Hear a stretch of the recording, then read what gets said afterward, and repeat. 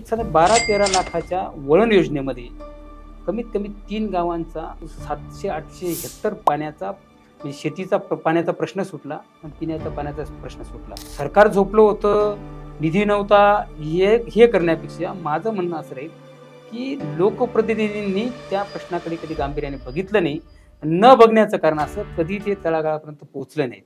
जर तुमचं व्हिजन किंवा तुमचा जो उद्देश चांगला असेल, ते काम करण्यामागे दृष्टिकोन जर चांगला असेल की हे काम समाजासाठी आपण करतोय, ठीक आहे, आपल्याला 2 पैसे मिळत आहेत, परंतु हे समाजासाठी खूप कामाचं आहे, हा दृष्टिकोन असला तर रस्ते उखडण्याची वेळ येत नाही.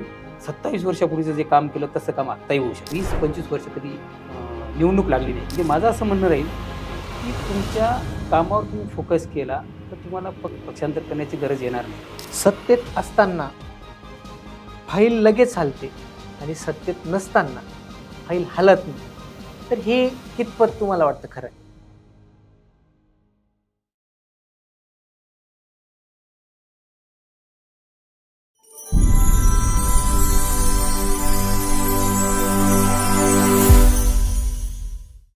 हॅलो, नमस्कार, मी मयूर वाघ. आज आपण आहोत द लीडर्स पॉडकास्ट सिरीजमध्ये.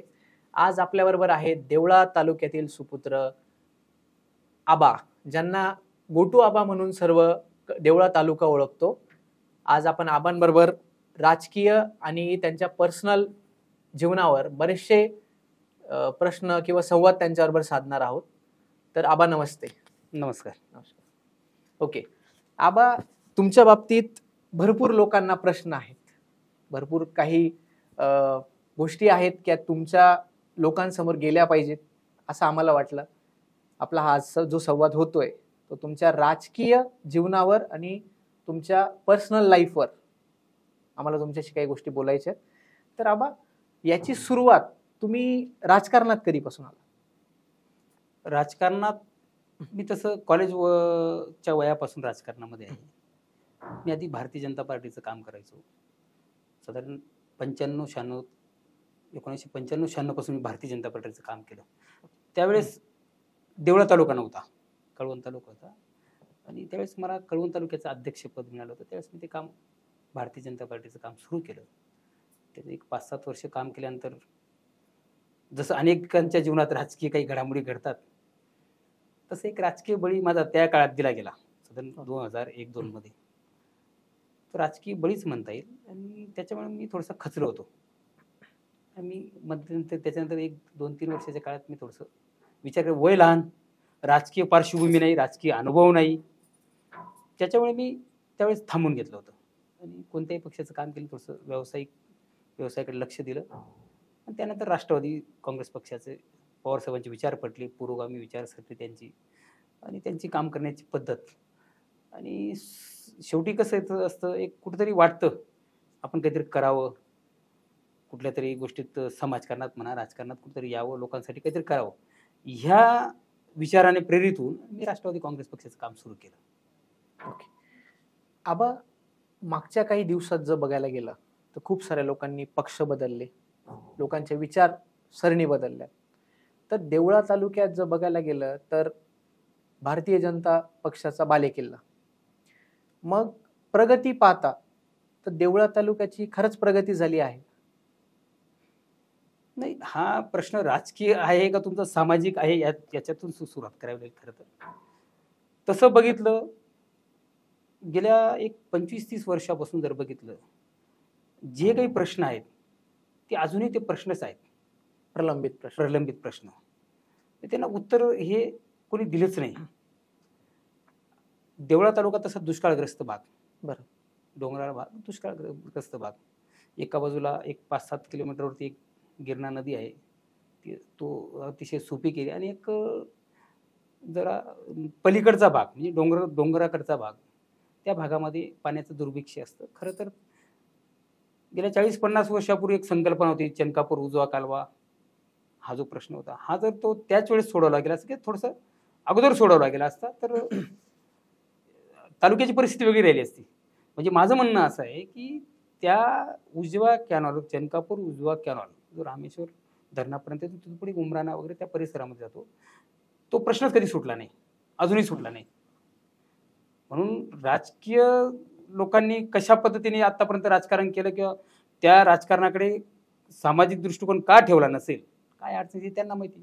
परंतु मी 100% सांगू शकतो, जो प्रश्न आहे तो सुटलेला नाही. ओके. मग ह्या प्रश्नाला सोडवण्यासाठी राजकीय पार्श्वभूमी कमी पडते का मग विकासाचा काहीतरी मुद्दा मागे राहतोय? मग काय वाटतं तुम्हाला? नाही, राजकीय पार्श्वभूमी कमी पडत नाही. लोकांनी भरभरून मतं दिलीत. जे काही घराणेशाहीचं राजकारण चाललंय, त्यांना सत्ता दिल्या, त्यांना वेगवेगळ्या ठिकाणी पदं दिली, त्यांच्या शब्दाने अनेक ठिकाणी अनेकांना निवडून दिलं. खरं तर मला असं म्हणता येईल की त्यांनी त्या दृष्टिकोनाचे प्रयत्नच केले नाही. म्हणजे थोडक्यात आपल्या ऐराणी भाषेत त्यांनी त्यांची ती ध्यानातच ठेवली नाही प्रश्न सोडवण्याची, असंच म्हणता येईल. ओके. तर तसं असतं तर आता पाण्याचा प्रश्न जो मागच्या 3 ते 4 वर्षापासून फक्त निसर्गाची कृपा म्हणून देवळा तालुका आता सध्या सुपीक आहे, पण तो कायमस्वरूपी सुपीक होऊ शकतो. आहेत ना. अतिशय चांगला प्रश्न विचारला. कारण गेल्या मागच्या काळामध्ये माझी पत्नी नूतन नायर जिल्हा परिषद सदस्य त्या वाखारी गटातून झाल्या. मी तुम्हाला मागच्या प्रश्नाच्या उत्तरामध्ये बोललो की या लोकांनी त्या प्रश्नाकडे गांभीर्याने बघितलं नाही. परंतु त्या प्रचार काळामध्ये ज्यावेळेस एक कनकापूर म्हणून गाव गटामध्ये होतं, तिथे एक पाण्याचं एक स्रोत होता, परंतु पलीकडच्या भागामध्ये एक मोठं धरण होतं, ते नेहमी कोरडं राहायचं, त्याला पाणी उपलब्ध होत नव्हतं. परंतु त्या स्थानिक लोकांपर्यंत आपण गेल्यानंतर आपल्या स्थानिक समस्या, त्या लोकांनी मला एक संकल्पना सुचवली की हे पाणी अशा पद्धतीने आमच्या धरणात जर गेलं तर आमचा हे 2-3 गावांचा पाण्याचा, शेतीचा, पिण्याचा सगळा प्रश्न सुटू शकतो. मग ती योजना ज्यावेळेस मी जिल्हा परिषद सदस्यांच्या माध्यमातून जेव्हा ती अभ्यास केला, आणि त्यावेळेस खरं तर जरी जिल्हा परिषद राष्ट्रवादीचे असतील, परंतु कैलासवासी हरिश्चंद्र चव्हाण साहेब भारतीय जनता पार्टीचे खासदार होते. त्यांनी एक छोटासा निधी दिला, एक 12-13 लाख रुपये निधी दिला माझ्या विनंतीने. कारण आमचे एक थोडेसे रिलेशन होते, कारण मी भारतीय जनता पार्टीचं काम केलेलं होतं, ते मला ओळखत होते. त्यांना विनंती केली, त्यांना त्या काम बघायला तिथं घेऊन गेलो जागेवर. खरं तर ध्यानात या शब्दाचं उत्तर सांगतो तुम्हाला. त्यांना तिथं बोलवलं, त्यांनी ते प्रत्यक्ष बघितलं आणि त्यांनी तो तात्काळ निधी दिला. एक साधारण 12-13 लाखाच्या वळण योजनेमध्ये कमीत कमी 3 गावांचा पाण्याचा प्रश्न, 700-800 हेक्टर पाण्याचा, म्हणजे शेतीचा पाण्याचा सुटला आणि पिण्याचा पाण्याचा प्रश्न सुटला. म्हणून तुमच्या प्रश्नाचं उत्तर देताना अशा अनेक योजना आहेत, छोट्या छोट्या आहेत. ह्या जर चांगल्या पद्धतीने आपण जर सोडवल्या तर नक्कीच चनकापूर उजव्या कॅनलवर आपल्याला जास्त राजकारण करण्याची गरज येणार नाही, किंवा त्याच्यावर मतं मागायची लोक मतं मागू शकणार नाही, लोक त्याच्यावर मतही देणार नाहीत. बरं. आबा, दुसरा प्रश्न आहे की सरकार झोपलेले असताना तुम्ही स्वतःच्या खर्चातून पांदी रस्त्याचं काम केलं, मग लोकप्रतिनिधी काय करत होते? मागच्या प्रश्नामध्ये पण उत्तर दिलं मी तुम्हाला. ज्या वेळेस नूतन नायर जिल्हा परिषद सदस्य जेव्हा निवडणूक लागल्या, सदस्य होण्यासाठी त्या प्रचार काळात फिरत होत्या, मला एक प्रकर्षाने जाणवलं, हे जे प्रश्न सुटत नाही त्याचं उत्तर मी तुम्हाला देतो आधी. मग ते कसं सोडवलं मी तुम्हाला सांगतो की लोकांपर्यंत गेल्याशिवाय लोकांच्या समस्या कळत नाही. पांधन रस्त्याची समस्या ही पूर्ण राज्याची आहे. आता तुमच्या लक्षात आलं, आता वेगवेगळ्या योजना आहेत, पूर्ण राज्याची अनेक वर्षापासून आहेत. मी तर म्हणतो कोर्टामध्ये अनेक असे दावे आहेत की वर्षानुवर्ष पांधन रस्त्यावरून दावे चाललेले आहेत. तर सरकार झोपलं होतं, निधी नव्हता, हे करण्यापेक्षा माझं म्हणणं असं राहील की लोकप्रतिनिधींनी त्या प्रश्नाकडे कधी गांभीर्याने बघितलं नाही. न बघण्याचं कारण असं, कधी ते तळागाळापर्यंत पोहोचलं नाही. नूतन नायर जिल्हा परिषद सदस्य होण्यासाठी किंवा ती निवडणुकीत उभी राहिल्यानंतर प्रचार करण्यासाठी जेव्हा त्या फिरत होत्या गटामध्ये, तर प्रत्यक्ष पायी फिरत होत्या. मग सायंकाळी घरी आल्यानंतर आमची चर्चा व्हायची, मी आज इथं गेली होती, तिथं रस्ता नव्हता, गाडी इतक्या लांब लावली, तिथं त्या घरी गेलो, बांधानी गेलो, हे गेलो. प्रकर्षाने मला ते नेहमी खटकायचं. मी विचार करणारा प्राणी आहे, मला खटकायचं की हा जो प्रश्न आहे, जसं आपण मागच्या काळामध्ये आमच्या भागामध्ये जेव्हा कळवण विधानसभा मतदारसंघ होता, त्यावेळेस कळवण तालुक्याच्या पश्चिम पट्ट्यामध्ये अशी एक चर्चा राहायची आमच्या भागामध्ये, आपल्या देवळ्या भागामध्ये, की स्वर्गीय A.T. पवार साहेबांनी 2 पाड्यांचं गाव असेल तिथं रस्ता नेला, इथं रस्ता नेला, डोंगरावर रस्ता नेला. हे फक्त चर्चा व्हायची. गेल्या 25 वर्षापासून मी ती चर्चा ऐकत होतो. परंतु ते रस्ते कसे झाले याचा अभ्यास कोणीच केला नाही. 25 वर्ष अभ्यास करू शकत नाही तुम्ही. फक्त आहे त्या रस्त्यांवरती निधी खर्च करायचा, आपला व्यवसाय चालू ठेवायचा, लोकांना वेळात करायचं. मग त्यावेळेस ज्यावेळेस नूतन आयर जेव्हा फिरत होत्या, त्या ज्यावेळेस जी समस्या त्यांना जाणवली, ती समस्या कशी सोडवता येईल याच्यासाठी मी अभ्यास केला. अभ्यास करताना एक लक्षात आलं की पांधन रस्त्याला शासन निधी देत नाही. आता दिला असेल, फडणवीस साहेबांनी आता काही घोषणा केल्या, बावनकुळे साहेबांनी काही घोषणा केल्या, आता निधी उपलब्ध झाला. पण त्यावेळेस पांधन रस्त्यावर कुठेही निधी खर्च करता येत नव्हता. निधी मिळत नाही म्हणून ते काम थांबलं होतं.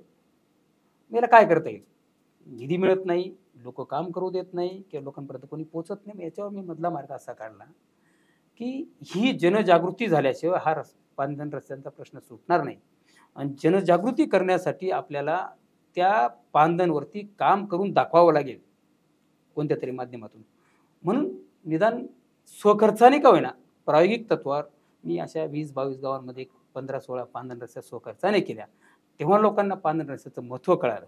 मग ज्यावेळेस ते पांधन रस्त्याचं काम करत असताना मग मी स्वर्गीय ए.टी.ए. पवार साहेबांनी कसं काम केलं असेल याचा अभ्यास करायला गेलो. साधारण मला ते सगळं करण्यासाठी वर्ष लागलं. वेगवेगळ्या अधिकाऱ्यांना भेटलो, रिटायर अधिकाऱ्यांना भेटलो. मग त्यांनी सांगितलं की हे रस्ते प्लॅनवर आणावे लागतील. प्लॅनवर रस्त्यांचा एक प्लॅन असतो, त्या प्लॅनवर हे रस्ते आले पाहिजे. मग हे प्लॅनवर येतात कसे? त्यांचा सर्वे झाला पाहिजे, लोकांची संमती मिळायला पाहिजे, त्याचा व्यवस्थित नकाशा तयार झाला पाहिजे. मग हे मी खाजगीरित्या हे सगळं मी स्वतः तयार केलं. आणि हे करत असताना लोकांची जनजागृती करणं गरजेचं होतं, कारण त्यांची संमती पाहिजे आपल्याला. बरोबर. म्हणून जनजागृती हा विषय डोळ्यासमोर ठेवून मी स्वखर्चाने पांधन रस्ते केले. आबा, लखमापूर निंबोळा पुलाचं काम तुम्ही केलं, अजूनही टिकून आहे. मग सरकारी ठेके पडताच रस्ते उखडण्यात मागचं काय का? आता हा प्रश्न देवळावासियांचा आहे, त्यांनी विचारलेला आहे. म्हणूनच मी विचारतो की असंही काम होऊ शकतं आणि अशीही कामं चालू आहे. मग याच्यात नेमकं काय तथ्य? नाही, तुम्हाला शासन निधी देतं, तुम्ही एखादा ठेका घेतात व्यवसाय म्हणून. बरोबर. व्यवसाय म्हणून ठेका घेतात, एखादं काम करण्याचं. तुमचा दृष्टिकोन जर सामाजिक असेल तर रस्ता उखडण्याचं काम वेळ येत नाही. मी 27 तुम्ही आता बघितलं, मी कदाचित तुम्ही माझी पोस्ट पाहिली असेल तर मला माहीत नाही. मी त्या रस्त्याने एकदा जाताना त्या कामावर मी थांबलो. माझे मित्र आहेत, आमचं काम बघतात, माझे राजकीय गुरु म्हणता येईल किशोर खरोटे, ते माझ्याबरोबर होते. त्यांना थांबवलं. म्हटलं मी का बरं थांबले? म्हटलं ह्या रस्त्याचं काम मी ह्या वर्षी इतक्या वर्षापूर्वी मी केलेलं आहे. म्हणजे बापरे, ते अजून तर चांगलं आहे. सांगायचा उद्देश असा आहे, जर तुमचं व्हिजन किंवा तुमचा जो उद्देश चांगला असेल, ते काम करण्यामागे दृष्टिकोन जर चांगला असेल की हे काम समाजासाठी आपण करतोय, ठीक आहे, आपल्याला 2 पैसे मिळत आहेत, परंतु हे समाजासाठी खूप कामाचं आहे, हा दृष्टिकोन असला तर रस्ते उखडण्याची वेळ येत नाही. 27 वर्षापूर्वीचं जे काम केलं तसं काम आत्ताही होऊ शकतं. आबा, मागील काही दिवसांपासून राजकारणात श्रेयवादाची लढाई ही फार मोठी होत चालली, यावर तुम्ही काय सांगा? जर तुमचा राजकारणाच्या माध्यमातून तुमचा दृष्टिकोन समाजकारण असेल किंवा सामाजिक असेल तर श्रेयवादाचं घेण्याची गरज येत नाही, श्रेय मागण्याची गरज येत नाही. काम करताना, नेतृत्व करताना राजनेता होण्यापेक्षा लोकनेता कसं होता येईल, हा जर तुमच्या डोळ्यासमोर उद्देश असेल, तुमचं व्हिजन असेल, तर श्रेयवाद घेण्याची गरज नाही. ऑटोमॅटिक जनता श्रेय देते, जनता डोक्यावर घेते. तुमच्या बाबतीत मी काही गोष्टी ऐकल्यात की मागचं इलेक्शन हे तुमच्यासाठी आणि निवडून आलेल्या उमेदवारासाठी खूप महत्वाचं होतं. यात तुमची कामगिरी काय सांगा? मी तुम्हाला मागेच बोललो की घराणेशाहीमध्ये काम करत असताना प्रचंड संघर्ष करावा लागतो. गेल्या 25 वर्षापासून माझा हा संघर्ष चालू होता. तुमच्या प्रश्नाचं उत्तर 2 प्रकारे मला देता येईल. याच्याकडे राजकीय बघितलं तर मला ही राजकीय संधी मिळाली होती ह्या इलेक्शनमध्ये. ज्या पद्धतीने भाग घेतला, तो भाग घेण्यासाठी मला राजकीय संधी होती. परंतु सामाजिक जर बघितलं तर सामाजिक वातावरण आमच्याकडे, राजकीय वातावरणाबरोबर सामाजिक वातावरण देवळा तालुक्यामध्ये इतकं दहशतीचं आहे, प्रचंड दहशतीचं आहे. आणि लोकांना भयमुक्त करण्यासाठी मी माझ्या प्रभागामध्ये, वार्डामध्ये माझ्या आईला ज्यावेळेस मी उभं केलं त्यावेळेस सुद्धा हीच परिस्थिती, त्या भयमुक्त देवळा करायचं होतं. त्यावेळेस मी आईला अगदी चांगल्या पद्धतीने तिथं निवडून आणलं. आमच्या प्रभागामध्ये तुम्हाला सांगतो गेल्या 20-25 वर्ष कधी निवडणूक लागली नाही. ते कोणाला तरी मक्तेदारी असायची, त्याने नाव सांगायचं, त्यांनी फॉर्म भरायचा, बाकीच्यांनी घरी बसायचं, मतदानाला यायचं नाही. परंतु मी ते भय काढण्यासाठी माझ्या आईचा फॉर्म भरला, माझ्या आईला उभं केलं आणि निवडून आणलं नगरपंचायतीमध्ये. तशीच संधी मला आता ह्या विधानसभेच्या इलेक्शनकडे मी बघितली, निवडणुकीकडे. 2 गोष्टी होत्या. एक राजकीय संधी मला साधायची होती, कुठेतरी कोणाला तरी थांबवण्यासाठी कोणाला तरी मदत करणं, हा एक मुद्दा होता. दुसरा मुद्दा असा होता की तिथं इतकं भयमुक्त तालुका आहे हा, म्हणजे इतकी वाईट परिस्थिती होती. कार्यकर्त्याने कोणी त्या सोशल मीडियावर काही पोस्ट केली तरी देखील त्याला त्रास व्हायचा, त्याला उचलून आणलं जायचं किंवा वेगवेगळ्या पद्धतीने त्याला टॉर्चर केलं जायचं. म्हणून पुढे येण्यासाठी कोणीतरी पुढे आलं पाहिजे आणि मी तो समाजाचा त्रास कमी करण्यासाठी मी तो निर्णय घेतला. म्हणजे समाजाच्या ज्या पद्धतीने प्रेशरमध्ये राहत होते, तर तो मी निर्णय घेतला. कदाचित मी राष्ट्रवादी काँग्रेस पक्षाचा पदाधिकारी, मी तो निर्णय घेतोय, पण समाजासाठी असे काही निर्णय घेण्याची गरज मला वाटली समाजासाठी. त्याचा चांगलं निष्पत्ती मी असा अनेक वेळ निर्णय घेऊ शकतो. शेवटी मला माझा तालुका महत्त्वाचा आहे, समाज महत्त्वाचा आहे, त्या भागातील जनता महत्त्वाची आहे, त्याच्यामुळे मी असा निर्णय घेतला. पण आबा कुठे ना कुठेतरी ह्या निर्णयांमुळे तुमची इमेज जी गोटू आबा म्हणून पुढे आली, कुठे ना कुठेतरी त्रास तर होतच असेल. नाही, आता हा प्रश्न त्रास भरपूर झाला. काय आता मध्यंतरीच्या काळामध्ये मला प्रचंड त्रास झाला, मनस्ताप भोगावा लागला.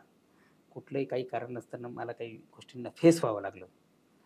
शेवटी ज्याला काही ह्या निवडणुकीमुळे कोणाला काही त्रास झाला असेल, कदाचित त्याच्या माध्यमातून मला त्रास देण्याचा प्रयत्न केला त्यांनी. आणि मी संघर्षाला घाबरत नाही. मी गेल्या अनेक वर्षापासून राजकीय संघर्ष करतो आहे आणि त्या संघर्षासाठी माझी बरोबर जनता असते, संघर्ष करण्यासाठी मला ताकद निर्माण होते. तो त्रास मला अपेक्षित होता, कुठल्या ना कुठल्या माध्यमातून त्रास होणार, परंतु असा त्रास झाला म्हणून मी थांबणार नाही. मी समाजासाठी असा कितीही त्रास झाला तरी मी समाजासाठी मी काम करणार आहे, तालुक्यासाठी मी काम सतत चालू ठेवणार आहे. बरोबर.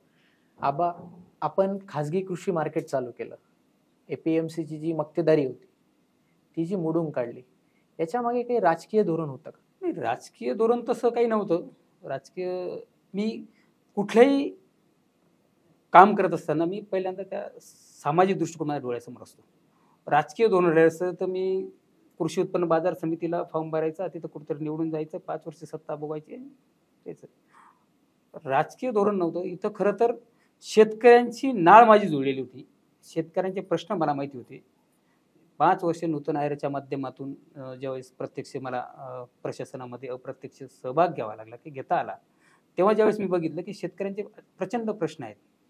म्हणजे शेतकऱ्यांचा माल विक्रीसाठी चांगली उत्कृष्ट बाजारपेठ नाही, जी बाजारपेठ आहे तिच्यावर शेतकऱ्यांचा अंकुश नाही. कोणीतरी एखाद्या मक्तेदारीसारखं कोणीतरी एक तिथं सत्ता भोगायची, सत्ता चालवायची, फक्त निवडण्यापुरतं शेतकऱ्यांचे प्रश्न सांगायचे की आम्ही असं करू तसं करू, प्रत्यक्षात ते घडत नव्हतं. कुठल्याही शेतकऱ्यांना सुविधा मिळत नव्हत्या. म्हणून माझ्या डोक्यात होतं की शेतकऱ्यांसाठी आपल्याला जर काम उभं करायचं असेल, शेतकऱ्यांना जर चांगली बाजारपेठ उपलब्ध करून दिली, जेणेकरून त्यांच्या मालाचा दर्जानुसार त्यांना पैसे मिळाले, आणि पैसे मिळत असताना जर ते रोख स्वरूपात पैसे मिळाले, त्यांना राहण्याची चांगली सोय झाली, त्यांचा माल व्यवस्थित विकला गेला, रोख पेमेंट त्यांना मिळालं, तर शेतकऱ्यांचा उद्धार होऊ शकतो. खरं तर हाच दृष्टिकोन माझा होता, कुठलाही राजकीय दृष्टिकोन माझा त्याच्यामागे. बरं आबा, आजचं जे राजकारण आहे ते पक्षनिष्ठेचं राहिलेलं नाही, स्वार्थनिष्ठेचं राजकारण हे जे आता तुम्ही बघताय चालू आहे, याच्यावर तुमचं काय? वातावरण तसंच दिसतंय, पूर्ण महाराष्ट्रात तसंच दिसतंय. परंतु जर स्वतःचं काम चांगलं असेल, स्वतःच्या जो काही कर्मभूमी असेल, त्या कर्मभूमीमध्ये काम करताना स्वतःवर जर विश्वास चांगला असेल, कामावर जर विश्वास असेल, तर पक्षनिष्ठा किंवा असं बदलण्याची सोडण्याची गरज येणार नाही. म्हणजे माझं असं म्हणणं राहील की तुमच्या कामावर तुम्ही फोकस केला तर तुम्हाला पक्षनिष्ठा किंवा पक्षांतर करण्याची गरज येणार नाही. म्हणून असे अनेक लोक आहेत की ते जागेवर आहेत, त्यांनी पक्ष सोडला नाही. आबा, शरद पवारांचा तुमच्यावर एक प्रभाव आहे का? पवार साहेबांबद्दल तुम्ही काय सांगा? नक्कीच. पवार साहेबांचं बद्दल सांगायचं झालं, मध्यंतरीच्या काळामध्ये जर आता कुठेतरी वाचलं मी, कदाचित मला माहीत नाही, पवार साहेबांची कामाची पद्धत म्हणजे निवडणुकांपुरतं पवार साहेब राजकारण करतात. निवडणुका हारल्या काय आणि जिंकले काय ते समाजकारणाला सुरुवात करतात. पवार साहेब असे व्यक्तिमत्व आहे की निवडणूक हारल्यानंतर सुद्धा ते शेतकऱ्याच्या बांधावर जातात. म्हणजे हा जो त्यांचा गुण आहे, हा जो त्यांचा दृष्टिकोन आहे राजकारणाकडे बघण्याचा, तो मला प्रचंड आवडतो की आपण समाजासाठी काहीतरी केलं पाहिजे. मग म्हणूनच आज तुम्ही पवार साहेबांबद्दल किंवा पवार साहेबांसोबत आहात का? हो, नक्कीच. पवार साहेबांनी ज्या पद्धतीने या समाजाला, या देशाला देण्याचा प्रयत्न केला, पवार साहेबांनी ज्या पद्धतीने काही नेतृत्व घडवले, ते जर बघितलं तर नक्कीच पवार साहेबांबरोबर राहण्यासाठी असे अनेक वेगवेगळे कारणं आहेत.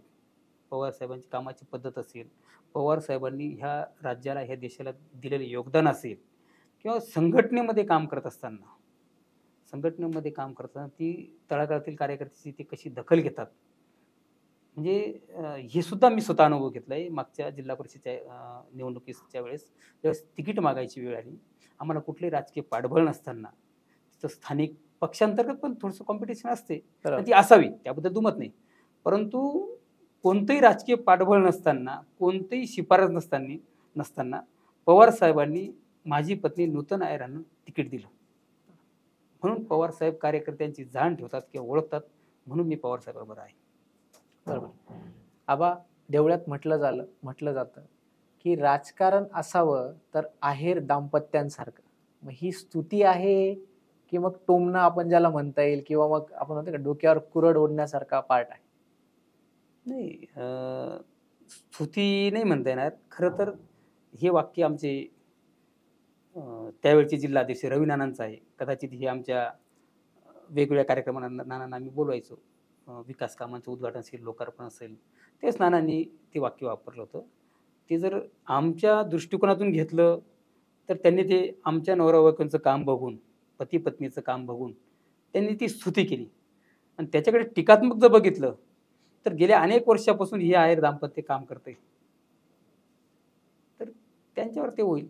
राजकारणाशी जी तुमची नाळ जोडली गेली, तर त्या तुमची पार्श्वभूमी पाहिलं तर तुमचे वडील जे होते ते शिक्षक होते. तर मग त्यांचा राजकारणाबद्दलचा काय मत होतं? नाही, माझे वडील शिक्षक होते, माध्यमिक शिक्षक होते, नंतर मुख्याध्यापक झाले. परंतु माझे वडील देखील देवळाच्या ग्रामपंचायत निवडून आले होते आणि काही काळ ते सरपंच होते. गोटू आबा म्हणून आपली ओळख आहे. सोशल मीडियाच्या काळात जसं लोकांना प्रेम मिळतं, तर त्या सोशल मीडियाच्या प्रेमाव्यतिरिक्त पण खरं प्रेम मिळवणं, ग्राउंड लेवलला जो लोकांचं प्रेम मिळवणं, हे अवघड वाटतं का? नाही, मला तर काही असं वाटत नाही.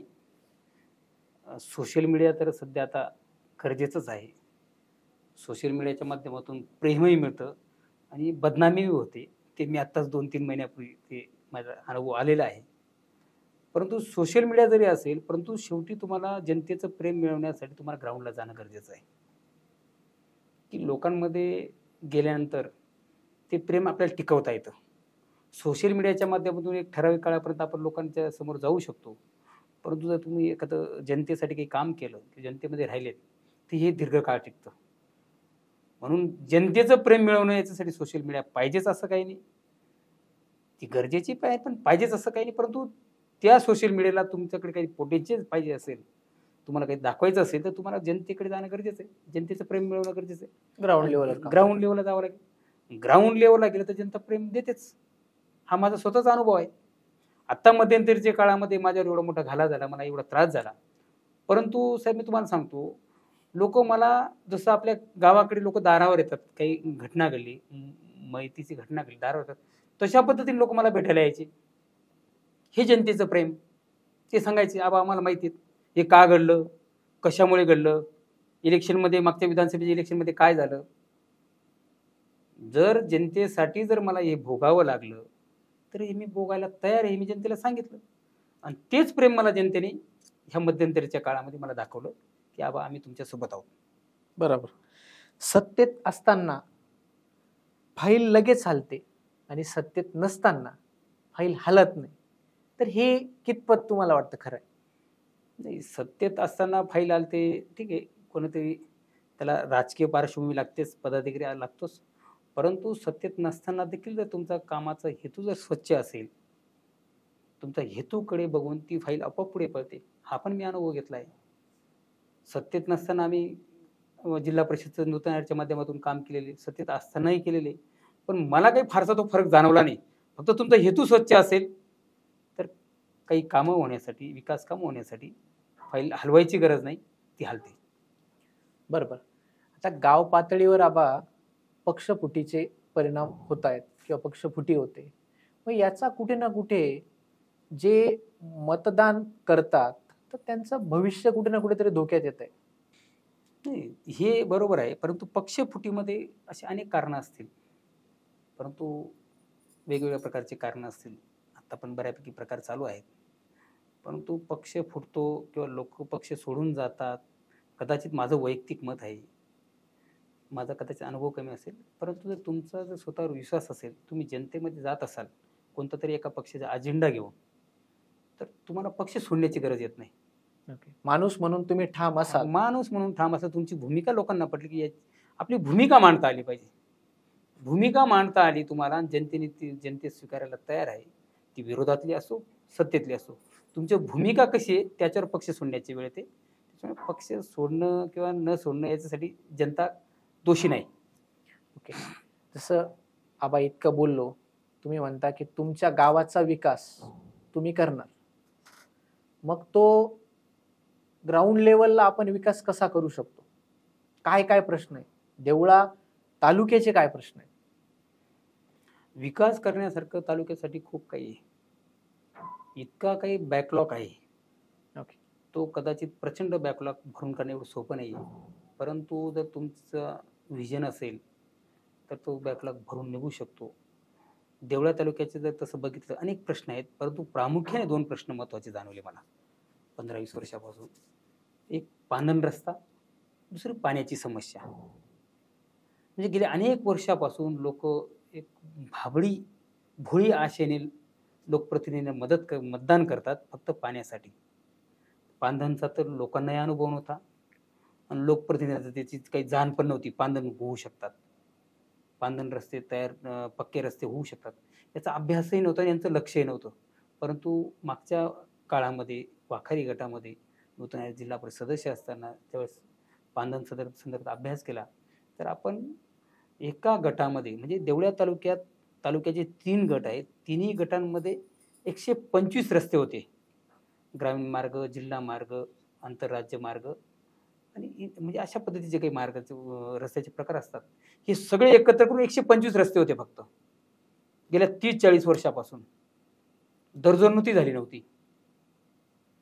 परंतु ह्या जिल्हा परिषदच्या काळामध्ये नूतन आयोगाने अभ्यास करून माझ्यासारख्याची मदत होऊन 125 रस्ते असलेल्या तालुक्यामध्ये फक्त एका गटामध्ये, वाखारी गटामध्ये 221 रस्ते मंजूर करून घेतले. त्यांना दर्जा मिळवून दिला. तो दर्जा मिळाल्यानंतर आता जे 221 नवीन रस्ते राज्याच्या नकाशावर आले. उल्लेखनीय कामगिरी केली. परंतु ती करण्यासाठी प्रचंड मेहनत घेतली. हरकत नाही, लोकांनी तेवढ्यासाठी आपल्याला निवडून दिलेले. याची जाणीव होती. काहीतरी लोकांना काहीतरी देता येईल ही आपलं अपेक्षा होती, की आपण ते देऊ शकतो. आपल्यामध्ये ते पोटेन्शियल माझ्यामध्ये होतं. ते देण्याचा प्रयत्न केला, ते केलं. आता भविष्यात काळामध्ये 100 वर्ष कदाचित 100 वर्ष लोकांना रस्त्याची गरज येणार नाही. जर हे रस्ते टप्प्याटप्प्याने पक्के होत गेले. पक्के होत गेल्यानंतर प्रत्येकाच्या घरापर्यंत रस्ता होईल. रस्ता झाल्यानंतर त्यांचे दळणवळणाचे साधनं वाढतात. मुलांच्या शैक्षणिक सुविधा निर्माण होतात. महिला वर्ग पुरुषाला मदत होईल. अशा पद्धतीने वाहनं घेऊन त्यांचं काम करू शकतात. पुरुषाचं काम हलकं करू शकतात. आरोग्याची समस्या सुटू शकते. म्हणजे नुसतं बांधण रस्ते केले तरी ह्या पद्धतीचा विकास होऊ शकतो. त्याच पद्धतीने आता तालुक्यामध्ये अर्ध्या म्हणजे 70% तालुक्यामध्ये पाण्याची प्रचंड दुर्भिक्ष आहे. फक्त निसर्ग आला, काही निसर्ग पाऊस झाला तर त्यावेळेस फक्त लोकांना अपेक्षा असते पाऊस चांगला झाला तेवढं उत्पन्न करायचं. बाकी कृत्रिम स्रोत असा काही तयार करता आला नाही, की जो होता त्याच्यावर काही काम करता आलं नाही लोकप्रतिनिधींना. आणि मला तर वाईट वाटतं, चनकापूर उजवा कालवा या विषयावर गेल्या अनेक वर्षापासून राजकारण करत असताना फक्त ह्या लोकांनी याला ऑप्शनच शोधले नाही, काहीच नाही. फक्त चनकापूर कालव्याचं रुंदीकरण होणार, लाईनिंग होणार, इथं गेट होणार, तिथं गेट होणार, या नाल्याला पाणी सोडणार, याच्यावर यांचं चाललेलं आहे. माझं म्हणणं असं आहे, जे नैसर्गिक स्रोत आहेत ते कसे जिवंत करता येतील त्याचा अभ्यास मी केलेला आहे. गटापुरतं मर्यादित जर म्हटलं तर वाखारी गटामध्ये 17 पाझर तलाव आहेत. 17 पाझर तलाव आहेत. असे 17 पाझर तलाव आहेत ही लोकप्रतिनिधींना माहितही नसतील कदाचित. 2 MI टँक आहेत. हे भरतील एवढा पाऊस आपल्या भागामध्ये पडतो. परंतु याच्यातले 40% पाझर तलाव हे कोरडे राहतात. मग हे कोरडे का राहतात? मी चुकीचे बांधले का? यांचा स्रोत कुठे गेला? याचा अभ्यास केला पाहिजे. समजा आता हे कोरडे आहेत, यांच्यात पाणी कसं आणता येईल? फक्त चनकापूर उजवा कॅनलचं लिफ्ट करणे हाच एक पर्याय आहे का? ती लिफ्ट कधी होईल? काय होईल? त्याच्यापेक्षा जे काही डोंगरावर पाणी पडतं, त्या भागामध्ये पाणी पडतं, जे त्या संबंधित जे काही एखादं धरण कोरडं राहतं त्याच्या बाजूतून निघून जाते, ते पाणी त्याच्यात कसं आणता येईल अशी योजना ती मी केली आहे. मी तुम्हाला मगाशी बोललो. अशा कमीत कमी 8 ते 10 योजना जरी केल्या तरी देवळा तालुक्याचा 50% पाण्याचा प्रश्न सुटू शकतो, हे अगदी मी ठामपणे मांडू शकतो. हे काही प्रश्न आहेत. मग हे प्रामुख्याने हे 2 प्रश्न सुटले, पाण्याचं आणि पांदनचे, तर बऱ्यापैकी शेतकरी सक्षम झाला. तो त्याच्या आरोग्याची समस्या सोडू शकतो, तो त्याची शिक्षणाची समस्या सोडू शकतो, व्यावसायिक समस्या सुटू शकते, ओघावेगाने समस्या सुटू शकतात. पण प्रामुख्याने हे प्रश्न सुटले पाहिजेत. आबा, देवळा तसं बघायला गेलं तर कसमादे, कळवण, सटाणा, मालेगाव या 3 तालुक्यांचं सेंटरचं ठिकाण आहे, मध्यवर्ती ठिकाण आहे. मग त्या मध्यवर्ती ठिकाणाला कुठेतरी व्यावसायिक किंवा गोल्डन ट्रायंगल आपण म्हणतो नाही का, की असं स्वरूप का नाही देता आलं? नाही, मी तुम्हाला बोललो की मागच्या काळामध्ये गेल्या 25-30 वर्षाच्या काळापुरतं बोलतो मी, ह्या मागच्या काळामध्ये देवळ्याला कांद्याची मोठी बाजारपेठ होती. बाजारपेठ असताना शेतकरी तिथं आजूबाजू खेड्यातून कांदा विकायला यायचे, पर्यायाने तिथं ते पैशांची देवाणघेवाण व्हायची, व्यापाऱ्यांकडे काही खरेदी वस्तू घ्यायचे, ते व्हायचं. परंतु गेल्या एक 15 वर्षापासून जर बघितलं तर कृषी उत्पन्न बाजार समितीच्या माध्यमातून तेच एक मुख्य पीक आहे आपलं कांदा आपल्या भागातलं. कृषी उत्पन्न बाजार समितीमध्ये हळूहळू शेतकरी येणं बंद केलं. माझं म्हणणं असं आहे की लोकप्रतिनिधी शोधलं पाहिजे, शेतकरी का येत नाही हे मात्र शोधत नाही. देवळ्याचा विकास करायचा असेल तर आपल्या भागातील जो काही माल असेल, उत्पन्न असेल, तिथला पैसा असेल, तो त्या भागामध्ये कसा थांबेल, त्या भागामध्ये त्याचं दळण म्हणजे देवाणघेवाण कशी होईल, हा दृष्टिकोन डोळ्यासमोर ठेवला तर देवळ्याचा विकास होईल. आणि तो दृष्टिकोन डोळ्यासमोर ठेवून मी खाजगी बाजार समिती काढली की 2 गोष्टी होत्या याच्यामध्ये. एक शेतकऱ्यांची सोय होती आणि इथे जे काही छोटे मोठे व्यापारी असतील, काही दुकानदार असतील, औषधवाले असतील, मेडिकलवाले असतील, वेगवेगळे दुकानदार असतील, हॉटेलवाले असतील, यांचा व्यवसाय जिवंत राहिला पाहिजे.